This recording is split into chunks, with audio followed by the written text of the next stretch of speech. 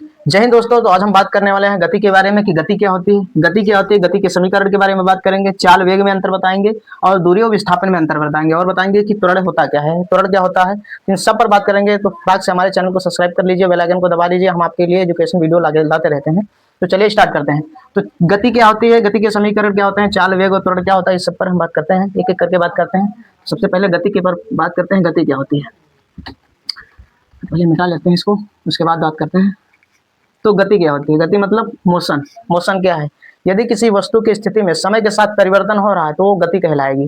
कोई अगर जो वस्तु है, मान लो एक वस्तु है ए, यहाँ पर है और इसकी स्थिति में परिवर्तन यहाँ पर यहाँ तक, अगर जो ये वस्तु चलकर यहाँ पर आ जाए, मतलब ये वस्तु आ जाए ये यहाँ पर, तो इसकी स्थिति में परिवर्तन हुआ ना, यहाँ से यहाँ के बीच में अंतर हो गया, तो ये गति करके ही जाएगी, क्योंकि टाइम के साथ जाएगी। और टाइम नहीं लगेगा तो गति कहाँ होगी, तो टाइम के साथ चलेगी। यानी अगर जो किसी वस्तु की स्थिति में परिवर्तन हो रहा है समय के साथ, तो ये समझ लीजिए उसके अंदर गति है। अगर जो परिवर्तन नहीं हो रहा तो वो वस्तु विरामावस्था में। अच्छा, गति जो होती है वो सापेक्षिक होती है।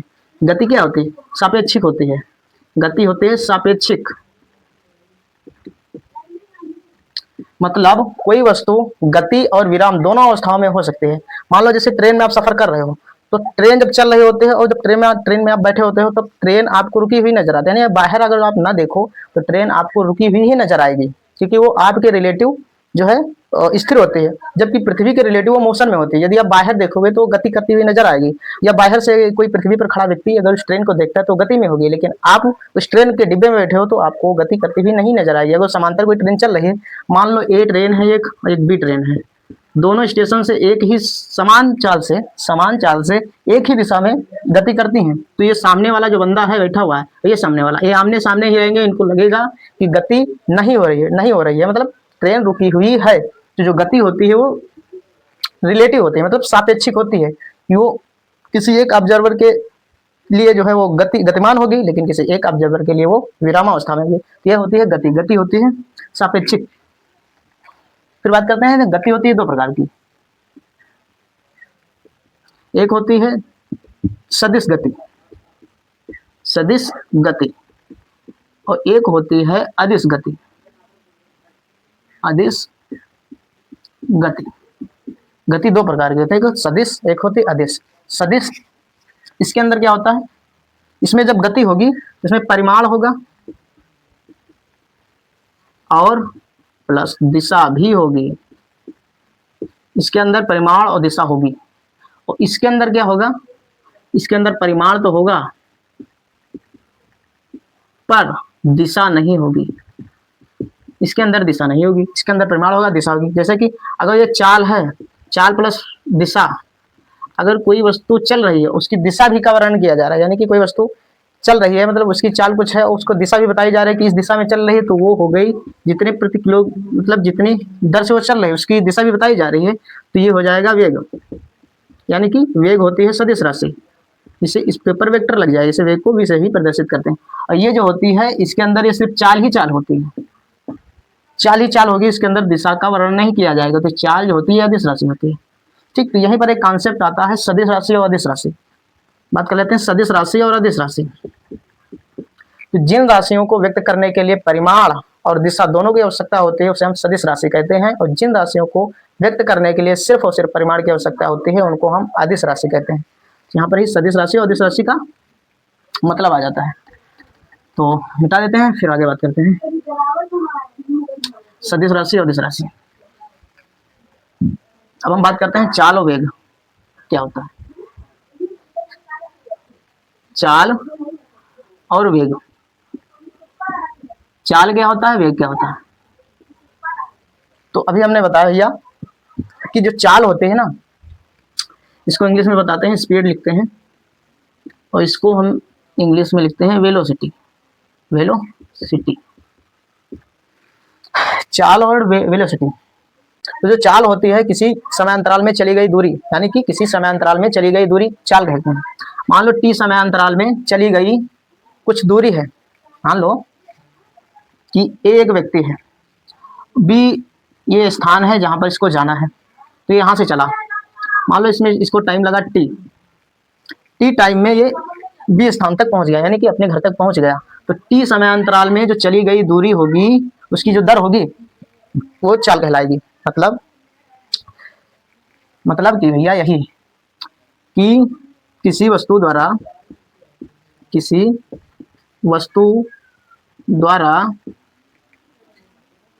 की समयांतराल में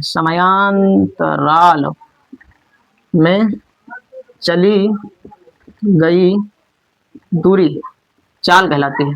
क्या कहलाती है? चाल कहलाती है।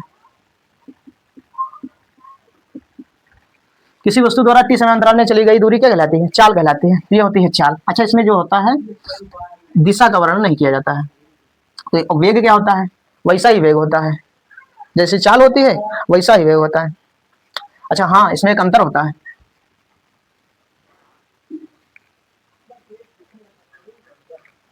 इसमें एक अंतर होता है।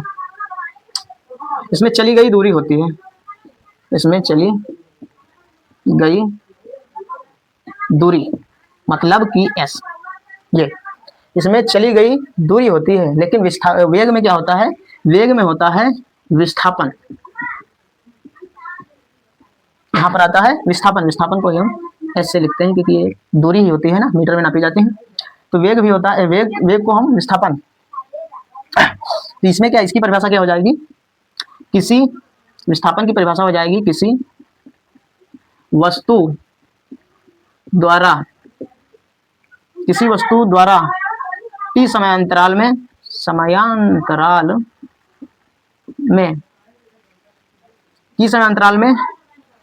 हुआ विस्थापन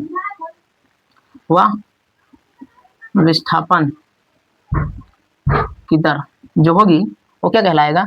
वो कहलाएगा वेग। अब यहाँ पर देखिए, जो चाल होती है वो अदिश राशि होती है। जो चाल यानी कि v, चाल इसे हम v से प्रदर्शित करते हैं, ये होती है अदिश राशि। ठीक, ये होती है अदिश राशि।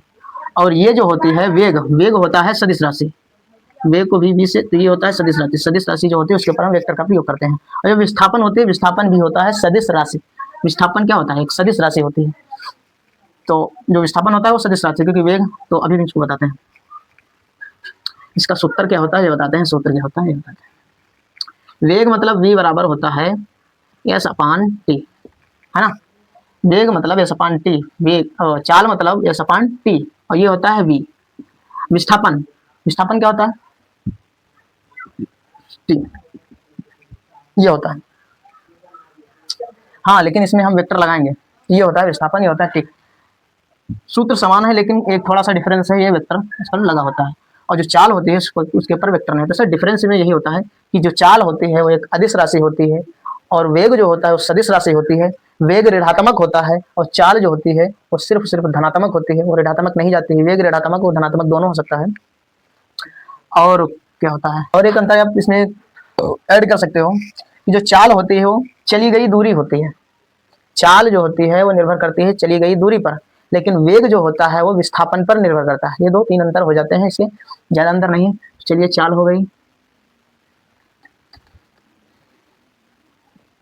अब हम बात करते हैं, चाल हो गई, वेग हो गया, फिर त्वरण। यार चल जा, त्वरण यानी कि एक्सीलरेटर। सही है।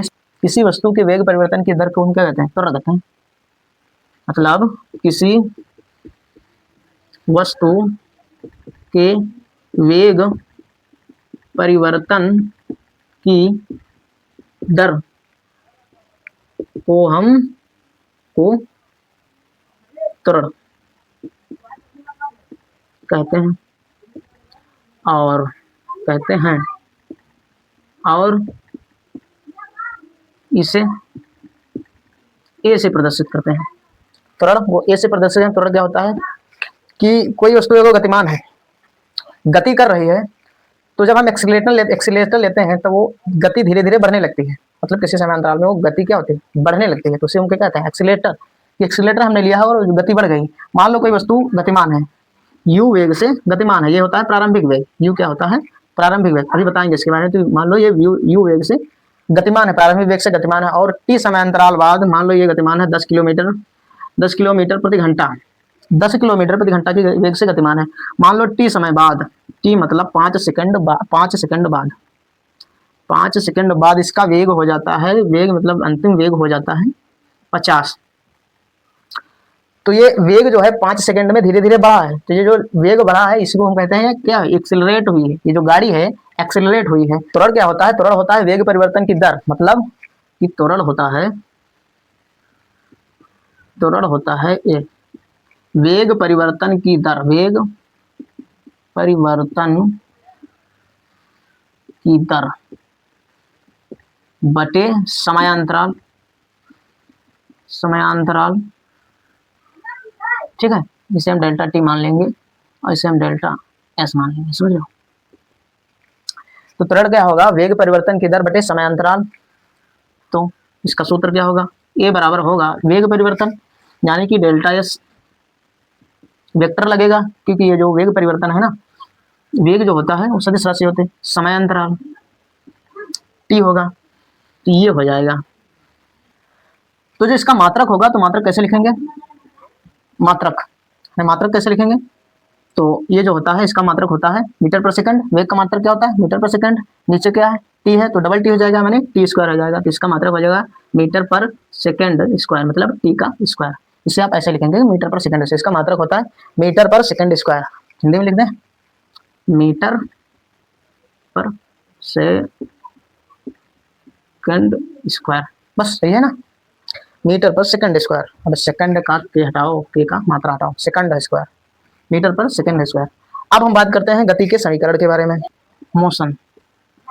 और हाँ भैया, चैनल को सब्सक्राइब कर लेना यार, है ना, लाइक वाइक कर देना, कमेंट में भी करना, इक्वेशन ऑफ मोशन। अब गति के समीकरण क्या होता है इसके बारे में जानते हैं। 3 4 और उसके जो सब वो हो जाते हैं फैक्टर। पहला तो चाल होगी, इसमें चाल नहीं होगी भैया, वेग होगा, पहला तो वेग होगा, दूसरा क्या होगा समय होगा, फिर क्या होगा विस्थापन होगा, और क्या होगा त्वरण होगा, है ना, त्वरण होगा मतलब वेग v होगी, समय t होगा, विस्थापन s होगा, समझ रहे हो, और ये त्वरण e होगा। ये सब आएंगे जो है गति के समीकरण में, इन सब का रोल है, सब मिलकर ये बनाएंगे गति के समीकरण, समझ रहे हो। तो बात ये होती है यदि कोई वस्तु एक समान त्वरण से सरल रेखा में गति करती है, गति के समीकरण के जो स्टेटमेंट है वो पूरा हमने लिख लिया है। यदि कोई वस्तु सरल रेखा में गति करती है, मान लो कोई वस्तु है जो सरल रेखा में गति कर रही है, यदि कोई वस्तु सरल रेखा में गति करती है तब प्रारंभिक वेग u, प्रारंभिक वेग जो होगा स्टार्टिंग वेग वो u होगा, है ना। तो तब प्रारंभिक वेग u, त्वरण a, समय t और दूरी s। भाई मार्कर तो नहीं चल रहा है, मीटिंग खत्म हो गई कहा यार। तो अंतिम दूरी क्या होगी s, अंतिम वेग v के पारस्परिक संबंधों को 3 समीकरण के रूप में व्यक्त किया जाता है। इन्हें हम क्या कहते हैं, गति के समीकरण कहते हैं। पहला समीकरण क्या है, v equal to U plus A T, v equal to U plus A T. दूसरा है v स्क्वायर बराबर यू स्क्वायर प्लस 2as। तीसरा है s बराबर U T plus 1/2 A T square. ये 3 गति के समीकरण है भैया, हाँ ये 3 गति के समीकरण है। तो ये 3 समीकरण है, पहला दूसरा और तीसरा। इसका डेरिवेशन देखते हैं कैसे डेरिवेट किए जाते हैं ना, कहाँ से आते हैं। तो गति का जो पहला समीकरण है, पहला समीकरण u v बराबर u प्लस ए टी, इसका क्या होता है, ये स्टार्ट होता है यहाँ से त्वरण से। त्वरण की परिभाषा से आप निकाल सकते हैं वेग परिवर्तन की दर, है ना, वेग परिवर्तन की दर। तो ये बराबर क्या होता है, वेग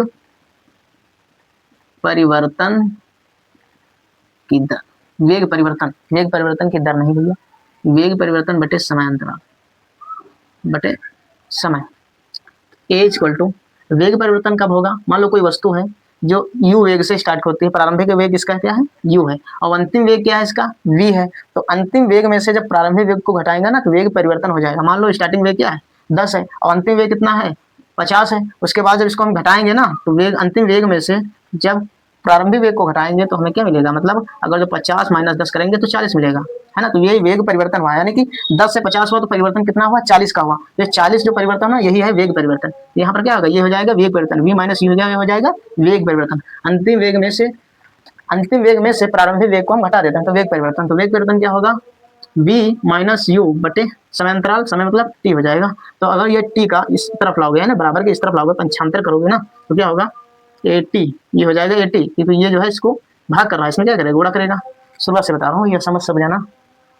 और ये क्या इधर हो जाएगा v माइनस यू, जिनको कैलकुलेशन करना नहीं आता उनके लिए है, और जिनको आता है तो कोई बात नहीं भैया।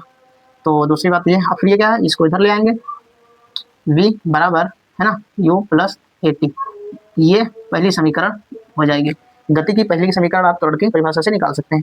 दूसरी समीकरण देखते हैं, समीकरण होती है yes ut plus half at square. इस समीकरण का क्या करते हैं, डेरिवेशन करते हैं, कहाँ से आते हैं। तो सबसे पहले इसमें निकालते हैं औसत वेग। औसत वेग क्या होता है भैया, अगर दो वेग हैं तो औसत वेग होगा, जैसे कि औसत वेग, औसत वेग मतलब एक प्रारंभिक वेग u प्लस अंतिम वेग v को अगर 2 से भाग दोगे, डिवीजन मतलब उसको डिवाइड करोगे तो क्या होगा, औसत वेग निकलेगा। यही हमारा है औसत वेग। तो ये होता है हमारा औसत वेग, ये होता है हमारा औसत वेग। फिर हम निकालते हैं चली गई दूरी। चलो भैया, चली गई दूरी, चली गई दूरी मतलब यस बराबर होगा औसत वेग, औसत वेग गुणे समय। तो औसत वेग क्या है हमारे पास, u प्लस वी अपान 2 गुणे समय कितना है t। अब हम समीकरण जो पहली समीकरण है, समीकरण लिख लेते हैं यहाँ पर, समीकरण 1 से मतलब पहली से, v बराबर हमारे पास है u plus at square, at सिर्फ at। तो जो at है v का मान है ये वाला मान हम यहाँ पर रख देते हैं, यानी v की जगह पर रख देते हैं, ये ऊपर हम मिटा लेते हैं फिर करते हैं।